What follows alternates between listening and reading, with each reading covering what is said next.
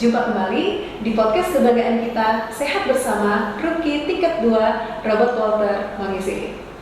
Di kesempatan kita kali ini, kita akan membahas topik tentang patah tulang. Apakah patah tulang itu tidak harus dioperasi? Atau, nah, di tengah-tengah kita sudah ada ahlinya. Langsung saja kita sapa Dr. Reza Devianto, spesialis ortopedi. Selamat pagi, dokter. Pagi, Mak. Gimana kabarnya hari ini, dok? Baik, Mak. Baik ya, dok. Nah, senang sekali dokter bisa hadir nih, dok, di tengah-tengah kita. Nah, topik kali ini, dok, tentang patah tulang, dok. Tentunya ini banyak yang terjadi di masyarakat luas ya, dok. Nah, sebelum kita mulai perbincangan kita saat ini, dok, mohon kesediaannya untuk dokter bisa memperkenalkan diri ke sobat semua. Silakan, dokter. Baik, selamat pagi rekan-rekan sekalian. Saya pertama kali mengucapkan terima kasih atas kesempatan yang diberikan untuk mengisi podcast ini. Saya di sini mau men-share aja dengan rekan-rekan sekalian, dengan pasien-pasien di sini, apakah semua patah tulang harus dioperasi atau mengenai kasus-kasus ortopedi apa saja yang bisa kita tangani. Sebelum memulai podcast ini, izinkan saya memperkenalkan diri. Saya Dr. Reza Devianto, spesialis ortopedi dan traumatologi. Saya lahir di Bandung, tanggal 12 September tahun 86. Kemudian saya menjalani pendidikan spesialis ortopedi di Unpad. Saya lulus tahun 2023. Kemudian saya sekarang berpraktek di Rumah Sakit Robert Walter mengisi di Manado. Baik, dokter. Terima kasih, dok. Nah, sehari-harinya, dok, dokter prakteknya di Rumah Sakit Mangisidi saja ya, dok? Ya, untuk sementara ini saya berpraktek di Rumah Sakit Mangisidi setiap hari dari pagi itu pukul 9 sampai mungkin sekitar jam 2 siang. 2 siang. Baik, dokter. Untuk jadwalnya, dokter, tiap hari ya, dokter? Iya, tiap hari saya praktek dari Senin sampai Jumat, tiap hari di Mangisidi. Oh, baik, dokter. Nah, untuk kasus sendiri untuk patah tulang sudah banyak nggak, dok, ya, kalau di Manado selama dokter menjabat di sini, dok? Iya, sayangnya di sini cukup tinggi angka kecelakaan ya, terutama kendaraan bermotor. Selama saya berpraktik di sini cukup banyak kejadian kecelakaan yang mengakibatkan patah tulang. Baik, dokter. Sebelumnya, dok, dokter sudah berkeluarga, dok? Sudah. Sudah, dok. Benar. Jadi keluarganya diboyong juga ke sini? Kubu keluarga saya bawa ke sini. Sudah ada juga ya, dok? Iya. Baik. Untuk pertama kali dokter ke sini, dok, dokter merasa kesulitan nggak, dok, adaptasi dengan orang Manado? Nggak ada? Yang paling kesulitan sih cuacanya ya, panas sekali di Manado ini dibanding sebelumnya kan saya di Bandung. Di Bandung kan dinginnya, di Manado panas sekali. Panas. Iya. Mungkin dokter putih karena di Bandung. Perawatan kulit mungkin. Iya, dokter. Saya setahu saya, dokter, kalau prajurit ya, dok, kulitnya gelap ya, dok? Nggak ya? Ya kalau kita di lapangan mungkin habis dari lapangan gelap ya. Gelap ya, dokter. Iya. Baik, dokter. Sebelumnya dokter sudah pernah penugasan di mana saja ya, dok, sebelum ke Mangisidi? Sebelumnya saya berdinas di Kopassus, tepatnya di Pusdiklat Pasus, itu pusat pendidikan untuk pasukan khusus di Batu Jajar. Saya pernah penugasan terakhir kemarin sempat di kesempatan untuk berangkat ke Gaza untuk membantu rekan-rekan kita di sana yang Wah, iya, sempat saya dengar ke Gaza juga ya, Iya. dok. Berapa lama ya, dok? Saya di sana mungkin sekitar 4 bulan di sana. 4 bulan. Gimana, dok, di sana? Ya pengalaman baru ya saya. Jadi kita kerjasama dengan Uni Emirat Arab, dengan Mesir dan ketemu rekan-rekan dari seluruh dunia gitu ya. Jadi memberikan pengalaman baru dan ya kita bisa memberi bantuan juga untuk yang memerlukan itu. Oke, dok. Nah, yang saya ingin tahu juga nih, dok. Dokter memang cita-citanya ingin jadi dokter ortopedi atau bagaimana, dokter? Semenjak kapan dokter berpikir ingin atau tertarik dengan ortopedi? Dokter? Saya kepikir untuk jadi ortopedi ketika saya mungkin dinas di Pusdikpasus tadi ya, di Kopassus ya. Jadi kan karena latihannya sangat keras, terus kita ya lebih banyak bertempur ya, jadi banyak trauma tempur, banyak patah tulang, sehingga saya berpikir lebih ingin untuk menangani kasus tersebut itu ya. Semenjak tahun berapa ya, dok? Mungkin saya di Kopassus 2012 sampai 2018 ya. Kemudian ortopedinya, dok? Ortopedi saya 2019 sampai 2023. Baik, lulusan dari mana ya, dok? Dari Unpad ya, Universitas Pajajaran Bandung. Oh, di Bandung juga? Iya, Bandung. Baik, dokter. Dokter sudah berapa lama di Manado ya, dok? Di Manado saya dari Juni 2024 ya. Oke. Oh, sudah mau setahun ya? Iya, udah hampir setahun. Iya. Masih betah, dok? Masih betah. Oke, Masih betah. Nah, dok, di podcast kita kali ini, dok, ada beberapa hal yang akan kita bahas, dok. Iya. Ada pertanyaan, ada juga sesi hoax atau fakta. Oke, iya. Oke. Kita masuk sesi pertama dulu ya, dok. Iya. Pertanyaan. Oke. Pertanyaan yang pertama, dokter. Apakah semua patah tulang harus dioperasi, dok? Ya, ini sesuai dengan judul podcast kita Iya, ya. Banyak benar. sekali orang-orang yang bertanya, harus dioperasi nggak, dok? Bisa nggak dioperasi nggak, dok? Iya. Ya. Jadi jawabannya tidak semua patah tulang harus dioperasi. Oh, Ya, gitu. tidak harus dioperasi ya. Tidak harus. Ya, semua itu tergantung dari jenis patahnya seperti apa, apa dia kemudian pola patahnya seperti apa gitu ya. Baik dokter, banyak yang saya dengar dokter kalau patah, banyak masyarakat awam yang mengatakan tidak perlu dioperasi, diurut saja dokter. Ya, Gitu. itu kebanyakan masyarakat baik di sini maupun saya kemarin waktu ke Gaza pun bertanya dengan orang Mesir ya, masih sama kepercayaannya. Beberapa orang atau keluarganya percaya ya diurut aja, nggak usah ke ortopedi kalau patah ya. Itu salah satu hoax yang nanti kita bahas ya, akan kita bahas. Baik dokter. Nah pertanyaan selanjutnya nih dok, patah tulang seperti apa sih dok yang tidak harus dioperasi? Ya seperti tadi ya, jadi tidak semua patah tulang harus dioperasi. Jadi mungkin saya pakai sedikit ilustrasi di sini ya, biar bisa jelas. Ini bisa kita lihat di layar. Ini kita asumsikan ini tulang paha ya. Tulang paha itu di atasnya panggul, kemudian ini bawahnya tulang kering dan tulang betis ya. Yang ini yang namanya sendi lutut ya, kalau kita bayangin ya. Jadi itu yang abu-abu itu kita bayangkan adalah otot-otot dan tulangnya di dalam ya. Jadi untuk simpelnya patah tulang itu ada dua jenis yang normal ya. Patah tulang atau fraktur itu ada dua jenis, ada patah tulang tertutup dan terbuka.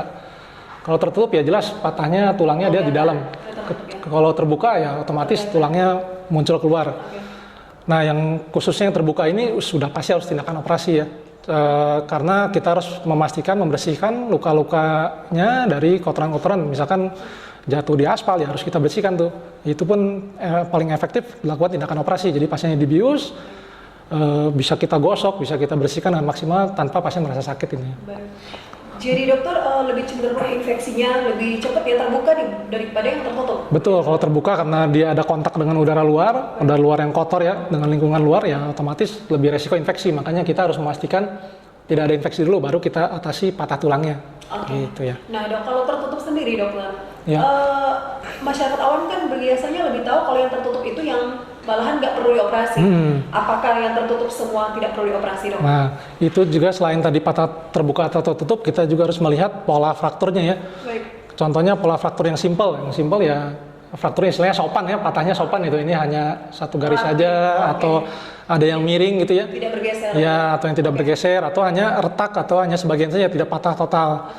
Nah untuk kasus-kasus seperti ini terutama mungkin di anak kecil ya, anak-anak kecil karena dia lapisan tulangnya masih kuat, biasanya tidak perlu tindakan operasi untuk kasus-kasus yang simpel ya. Penyembuhannya lebih cepat mungkin. Betul, karena dengan kita tidak membuka atau menyayat, otomatis penyembuhan tulangnya akan lebih cepat. Gitu. Terutama mungkin di ekstremitas atas ya, mungkin di lengan atas, lengan, di tangan gitu, itu biasanya kalau frakturnya simpel dan tidak bergeser jauh, ya tidak kita tindakan operasi. Kalau yang bergeser di bagian-bagian sendinya itu seperti mungkin ada tulang penyangga seperti klavikula, seperti itu dokter itu. Tulang klavikula ya itu, jadi selain dari pola frakturnya juga pola patahnya, kita harus melihat juga dia akan membahayakan organ lain atau tidak gitu ya. Kalau misalkan dia patah seperti tulang paha ini, kan karena dia penyangga tubuh, otomatis harus kita tindakan operasi. Karena kalau misalkan sudah dewasa, tidak kita lakukan tindakan operasi, otomatis tidak akan maksimal tuh si penyembuhan tulangnya gitu ya. Baik. Terus bisa bikin nyeri di daerah lainnya dok? Iya, nanti lama-lama bisa memendek tulangnya gitu ya, nyambungnya tidak sempurna, jadi bengkok gitu. Baik. Oke, baik dokter. Nah selanjutnya nih dok, patah tulang, apa yang harus dioperasi dokter? Nah seperti dijelaskan tadi mungkin ya? Iya. Kalau patah tulang tertutup ya, yang ini ya, yang dia pola frakturnya kompleks dia. Jadi remuk gitu tulangnya ya, mungkin karena kecelakaan dengan kecepatan yang tinggi ya, atau dia segmental, dia ada dua bagian patah atas bawah, jadi ada tulang yang bebas, atau yang paling sering ya ini dia di sendi ya, dia mengenai sendi. Kalau misalkan tindakan atau fraktur atau patah tulang seperti ini, yang remuk atau yang segmental atau yang dia mengenai sendi ya harus kita operasi, karena kita harus betul-betul merapikan tulangnya biar dia bagus lagi gitu. Jadi disembuhkan dengan pasang plek ya dok? Ya betul, jadi untuk membantu tulang yang patah itu stabil, kita harus membantu dengan plate itu ya, atau implan atau ya pen itu pennya macam-macam, ada yang pen di dalam, ada yang dalam tulang, hanya di luar tulang atau di luar tubuh. Tapi menjaga posisinya itu ya dok? Betul, jadi tujuannya kita menjaga posisi tulangnya biar bagus, sehingga nanti akan tumbuh tulang baru. Oke dokter. Nah dok, apa saja tindakan operasi untuk patah tulang dok? Tindakan operasi ya, kalau untuk operasi patah tulang ya bisa kita pasang plat di dalam kayak tadi di permukaan tulangnya sini, atau yang canggih kita bisa masukkan plat di dalam tulangnya. ya, tidak di permukaan tulangnya. Atau kalau misalkan seperti tadi patah tulang terbuka ya, ada kulit yang robek tidak bisa ditutup, kita bisa dipasang di luar, fiksasi eksterna namanya. Di luar Yang gitu. seperti traksi gitu gimana tuh? Nah, kalau traksi mungkin itu untuk sementara gitu ya. Jadi sementara menunggu operasi kita pasang traksi agar ditarik, jadi otot-ototnya akan tegang dan akan membantu mengurangi nyeri juga. Oke dokter. Di kasus-kasus tertentu dok, seperti yang tadi ada yang pembentekan tulang seperti itu dok, kan pasti dipasang traksi nih dok. Untuk operasinya bisa dilakukan berapa kali dok? Ada bertahap dok atau gimana dok? Ya kadang-kala ketika pasiennya sudah lama patahnya gitu ya, kadang-kadang kemudian tulangnya bengkok atau bertumpuk gitu, otomatis ketika kita operasi kita mau paksakan nanti ada kerusakan dari otot, pembuluh darah ataupun saraf yang sudah memendek ya, apalagi yang sudah tahunan. Jadi biasa kita bebaskan dulu tulangnya, kemudian kita traksi agar sejajar lagi, baru kita pasang plat untuk menstabilkan tulang tersebut. Oke dokter. Baik dok. Nah selanjutnya dok, ini saya tanyakan dok, kalau untuk penyembuhan atau dari untuk dicabut plannya, biasanya berapa lama dokter? Itu tergantung dari macam-macam ya, ada beberapa faktor yang bisa dilihat dari faktor pola patahnya seperti apa, kemudian usia pasiennya, kemudian jenis platnya apa gitu ya. Pertama dari pola patahnya, misalkan patahnya dia remuk seperti ini, sebenarnya lebih cepat dia penyembuhannya ya, terutama kalau di ekstremitas di kaki ya, karena sebelum dia sembuh total kita harus melatih pasiennya untuk jalan gitu ya. Jadi dengan hentakan, dengan jalan itu akan merangsang pertumbuhan tulang. Kemudian usia muda otomatis lebih cepat ya untuk penyembuhannya, terutama anak-anak itu mungkin 2 minggu udah bisa sembuh lagi. Kalau ketika usia tua, pembentukan atau penyembuhan tulang sudah kurang maksimal, kalsium kurang, otomatis semuanya akan lebih lama, lepas platnya akan lebih lama. Kemudian dari jenis platnya ya, kalau platnya mungkin yang di dalam tulang yang canggih itu lebih cepat bisa berjalan, mungkin tidak usah dilepas malah platnya kalau tidak ada gangguan ya. Jadi kita melepas pen itu biasanya apabila ada gangguan mobilitas dari pasien, susah berjalan, misalkan ganggu sendi ya, atau dia menyebabkan infeksi, atau dia menonjol ke kulit sehingga harus bisa robek kulitnya, itu harus kita lepas gitu ya. Seperti itu. Baik dok. Pertanyaan-pertanyaannya sudah ya dok. Oke. Kita masuk ke segmen selanjutnya nih dok, hoax atau fakta ya. Iya boleh. Nah ada beberapa masyarakat yang banyak berasumsi tentang tulang-tulang ini dok, yang patah-patah iya, ini kan, yang ada yang awam, ada yang nggak ngerti juga Iya, dok. Nah yang pertama nih dok, hoax atau fakta dok, habis pasang implan bisa tersambar petir. Nah iya. Resiko ya gitu. Iya, saya banyak pasien di poli saya di Manado nih terutama ya, yang bertanya nanti bakal kesambar petir nggak dok? Gitu ya. Sebenarnya kan kalau kesambar petir tanpa plat kan masih bisa juga ya sebenarnya. Dengan kita ada plat atau pen pun tidak menambah resiko akan kesambar petir ya.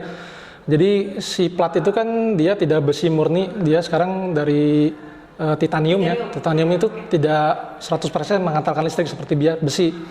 Juga kalau dibandingkan besar platnya dengan besar badan kita, lebih besar badan kita pasti ya dibanding platnya, otomatis kalau badan kita yang sebagai konduktor listrik ya tidak berefek besar lah, tidak akan berefek, nggak akan menangkal, jadi kesambar geledek enggak ya, nggak sambar petir enggak ya, karena tubuh kita lebih besar, kemudian platnya dibentuk dari titanium yang dia tidak mengantarkan listrik juga.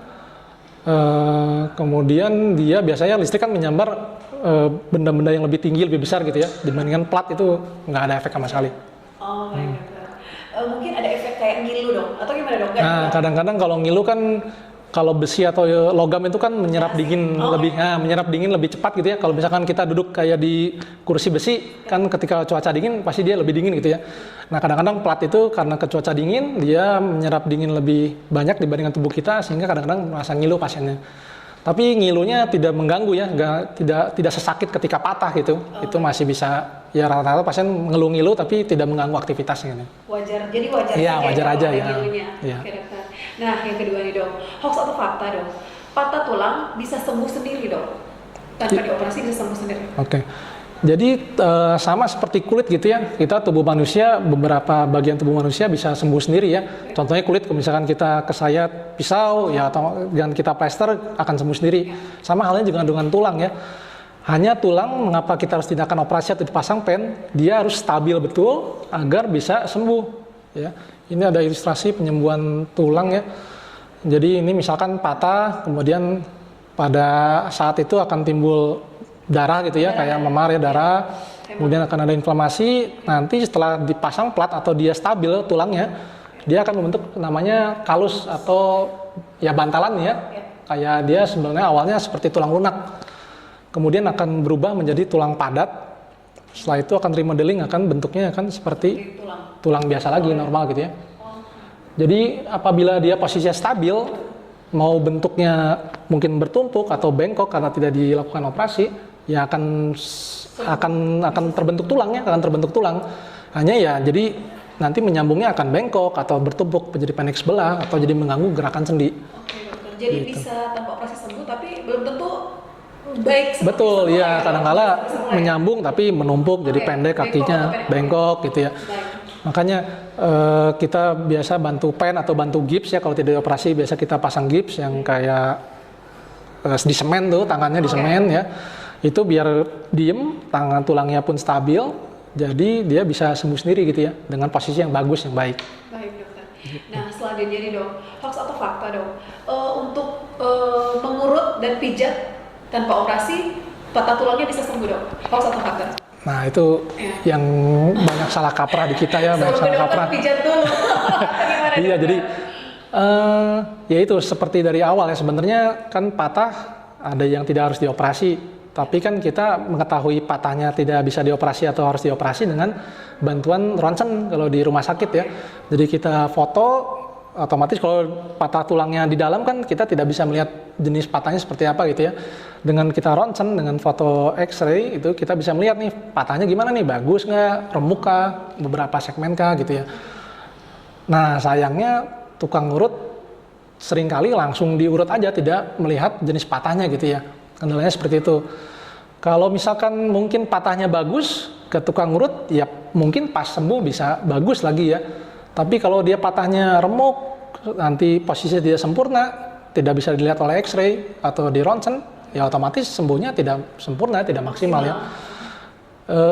Kemudian ya maaf ya, tukang urut ini kan tidak ada standarnya gitu ya. Kalau misalkan kita sekolah ini kan ada standarnya. Jadi setiap ortopedi mau di lulusan manapun, di rumah sakit manapun, standarnya ada misalkan ABCD ya. Nah kalau tukang urut ini kan kita nggak tahu ya standarnya dari mana, sekolahnya di mana kan nggak tahu. Mungkin yang bagus ada gitu ya. Kadang-kadang ada tukang urut yang, saya di Bandung ada tukang urut yang pinter, yang susah ya udah dirujuk dikirim ke rumah sakit gitu ya. Yang gampang-gampang ya mungkin dikerjain sama tukang urutnya gitu ya. Cuma kadang-kala saya pernah ketemu mungkin 2-3 kasus karena seringkali dia ditarik kemudian dibebat kencang ya. Kadang-kadang dipasang bambu, diikat kencang jadi gangguan aliran darah ke bawah, jadi mati ya. Akhirnya karena faktornya patahnya biasa, tapi karena dibebat terlalu kencang, jadi harus diamputasi gitu, sayang. Saya ada 2 anak-anak itu tangannya dibebat kencang, jadi gangguan aliran darah, bengkak, jadi hitam, ya mau nggak mau harus diamputasi. Padahal patahnya bagus gitu ya, padahal patahnya sopan lah, harusnya bisa normal lagi. Sayangnya itu sih ya kadang-kadang karena kita tidak tahu standarnya dan ya sebenarnya kan ke rumah sakit pakai BPJS ya, gratis sebenarnya. Ngapain kita harus membayar gitu ya? Bisa ke ortopedi, ke rumah sakit gratis ortopedi untuk bisa dia pakai BPJS ya.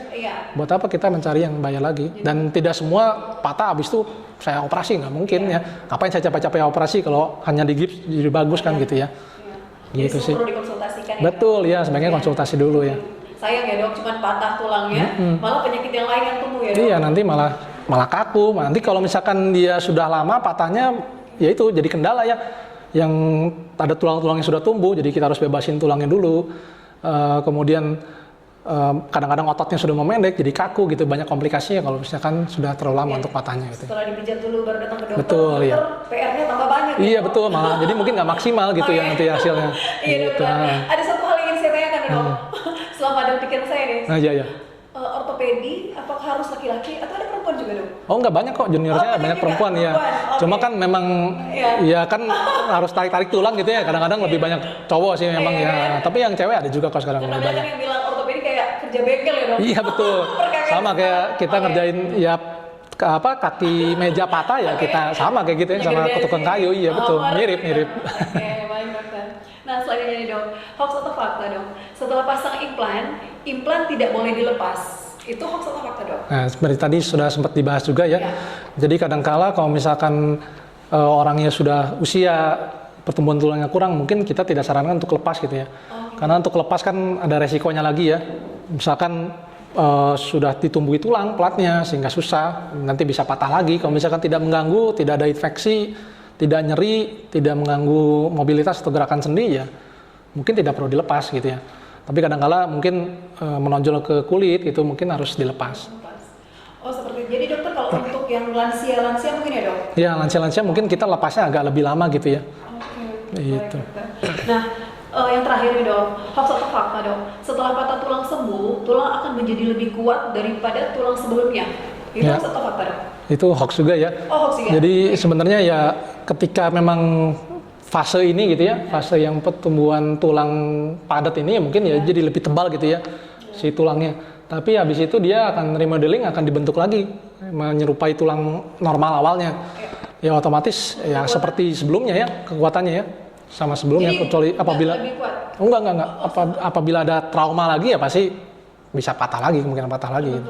Oh gitu ya dok. Iya. Oke baik. Jadi hoax ya dok. Hoax. Oke, baik dokter. Nah, sudah nih dok, pertanyaan kayak jawabnya sudah, hoax atau faktanya sudah. Iya. Nah, sangat menarik ya dok. Baik, semoga terjawab semua ya. Iya, semoga terjawab semua. Oke. Baik dokter, sebelum kita tutup di podcast kita pada pagi hari ini dok, mohon kesediaannya dok, mungkin bisa ada kata motivasi ke sobat semua atau pantun, silakan dokter. Oke. Mungkin saya dari ortopedi, mungkin dari semua ortopedi pun akan menyarankan ya apabila kecelakaan atau mungkin kesleo, nggak apa-apa ke ortopedi dulu aja untuk kita cek gitu ya, kita periksa dulu. Kalau tidak ada patah atau patahnya tidak harus dioperasi, nggak akan kita repot-repot operasi gitu ya, kan capek operasi, buka harus meluangkan waktu. Kalau bisa di gips atau tidak perlu dioperasi, hanya istirahat saja ya, ngapain kita operasi gitu ya. Kemudian mungkin saya pantun ya, boleh ya Mai? Boleh. Oke. Tinutuan hangat enak sekali. Dimakan pagi-pagi di tepi pantai. Kalau sendi sakit berkali-kali, ke ortopedi mengisi di Sadajo, biar sehat kembali. Oke. Mantap dokter. Ada tinutuannya, ada mengisi di. Iya. Oke. Thanks sendiri dokter. Iya. Oke, keren dokter. Baik, terima kasih ya dok. Nah, sama-sama. Kedatangannya di podcast kami pada pagi hari ini. Terima kasih juga untuk sobat semua. Semoga podcast kita kali ini membawa manfaat untuk sobat semua. Nah, terima kasih juga untuk seluruh kru yang telah bertugas pada pagi hari ini. Tetap semangat dan merdeka.